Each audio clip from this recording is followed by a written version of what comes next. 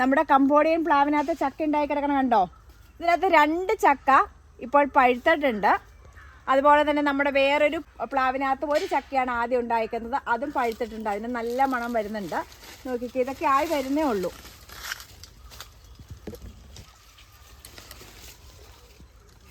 നമ്മളിവിടെ ചെയ്തിരിക്കുന്ന പ്ലാവ് ഏതൊക്കെയാണെന്ന് വെച്ചാൽ കംബോഡിയൻ പ്ലാവ് ചെയ്തിട്ടുണ്ട്, വിയറ്റ്നാം സൂപ്പർ എയർലി ചെയ്തിട്ടുണ്ട്, അതുപോലെ തന്നെ J33 ചെയ്തിട്ടുണ്ട്, ഡങ്സൂര്യ ചെയ്തിട്ടുണ്ട്, അതുപോലെ തന്നെ പണ്ടത്തെ മുട്ടൻ വരിക്ക അതുപോലുള്ള പ്ലാവുകൾ, നാടൻ പ്ലാവുകളൊക്കെ ഉണ്ട്.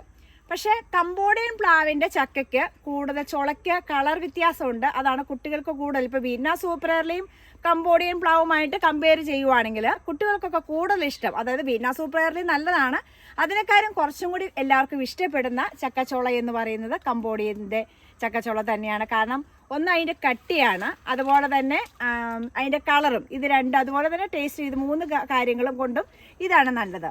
പക്ഷേ കൊമേഴ്സ്യൽ പർപ്പസിൽ ചെയ്യുമ്പോൾ എനിക്ക് തോന്നുന്നു ഇതല്ല കൂടുതൽ നല്ലത്.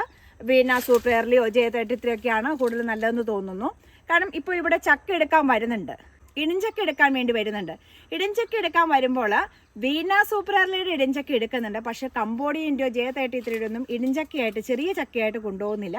പക്ഷെ അത് വലുത് കൊണ്ടുപോകുന്നുണ്ട്. പക്ഷെ ഇതൊരു ഷേപ്പിൽ കാണുമ്പോൾ മറ്റുള്ള, അതായത് J33 ഒക്കെ പോലെ അത്രയും ഷേപ്പ് ഇല്ലാത്ത ചക്കകളും ഇതിനകത്ത് ഉണ്ടായി വരാറുണ്ട്. ഈ പ്രാവശ്യം വലിയ കുഴപ്പമില്ല, പക്ഷെ കഴിഞ്ഞ പ്രാവശ്യമൊക്കെ ഉണ്ടായപ്പോൾ അത്രയും ഷേപ്പ് ഇല്ലാത്ത ചക്കകളും ഉണ്ടായിരുന്നു. അപ്പോൾ പ്ലാവ് നട്ടുപിടിപ്പിക്കുമ്പോൾ 1-2 പ്ലാവൊക്കെ നമ്മുടെ കംബോഡിയൻ ചക്ക ഉണ്ടാവുന്ന പ്ലാവുകൾ നട്ടുപിടിപ്പിക്കാൻ സാധിക്കും. കാരണം അത് വെറുതെ കഴിക്കാൻ നല്ലതാണ്, അതുപോലെ തന്നെ പുഴുക്കിനൊക്കെ നല്ലതാണ്. ഇതുണ്ടോ, ഇതിനപ്പോൾ അത്ര ഷേപ്പൊന്നുമില്ല. ഷേപ്പുള്ള ചക്കയുണ്ട്, ഇത് അത്ര ഷേപ്പൊന്നുമില്ല.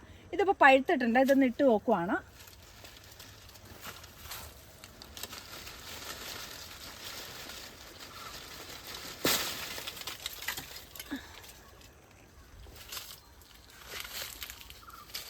അപ്പോൾ അതെ, ഇതും പഴുത്തിട്ടുണ്ട്.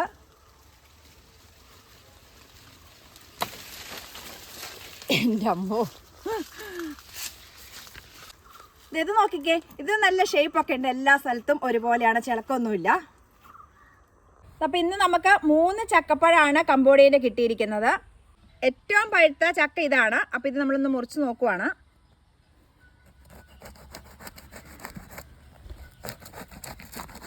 പഴുപ്പിച്ചിട്ട് അധികമായി പോയെങ്കിലേ ഉള്ളൂ. ദിവസം നോക്കിക്കൊണ്ടിരുന്ന, പക്ഷെ 2 ദിവസം ഒന്നും തെറ്റിപ്പോയി, ഇവിടെ ഇല്ലായിരുന്നു. ആ സമയത്ത് ഈ ചക്ക പഴുത്ത് ഇച്ചിരി അധികമായി, കറുപ്പ് കളർ പിടിച്ചു.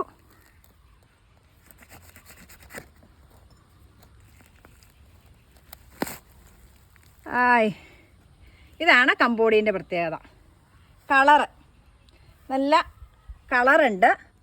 അതുപോലെ തന്നെ ഇപ്പം ഇത്രയും പഴുത്ത് പോയാലും സാധാരണ നാടൻ ചക്കയൊക്കെ, നമ്മുടെ സാധാരണ ചക്കപ്പഴമൊക്കെ പഴുത്ത് പോണ പോലെ അങ്ങ് അളിഞ്ഞു പോവില്ല. നല്ല കട്ടിയോടുകൂടി തന്നെ അതിൻ്റെ ചുളയിരിക്കും.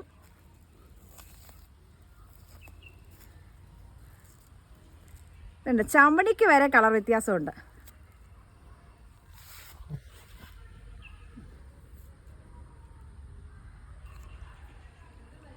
ഇതുണ്ടോ, ഈ ചുളക്ക് ഇത്രയും പഴുത്തിട്ടും നല്ല കട്ടിയാണ്,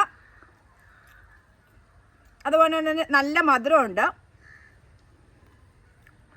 അപ്പോൾ പലരും ചോദിക്കാറുണ്ട് കംബോഡിയൻ ചക്ക നമുക്ക് നട്ടുപിടിപ്പിക്കാമോ എന്ന് ചോദിക്കാറുണ്ട്. കംബോഡിയൻ നിങ്ങൾക്ക് 2-3 പ്ലാവൊക്കെ നട്ടുപിടിപ്പിക്കാം. കൊമേഴ്സ്യൽ പർപ്പസിൽ ഞാനിത് റെക്കമെൻഡ് ചെയ്യില്ല. അല്ലാതെ നമ്മുടെ വീട്ടാവശ്യത്തിനായി കംബോഡിയൻ പ്ലാവുകൾ നട്ടുപിടിപ്പിക്കുക. അപ്പോൾ നിങ്ങളുടെ വീടുകളിലും കംബോഡിയൻ പ്ലാവുകൾ നട്ടുപിടിപ്പിക്കുക. വീഡിയോ ഇഷ്ടമായി ലൈക്ക് ചെയ്യുക. ചാനൽ സബ്സ്ക്രൈബ് ചെയ്യാത്ത കൂട്ടുകാരെ ചാനലൊന്ന് സബ്സ്ക്രൈബ് ചെയ്യുക. മറ്റൊരു വീഡിയോയുമായി നമുക്ക് അടുത്ത ദിവസം കാണാം. എല്ലാവർക്കും നന്ദി.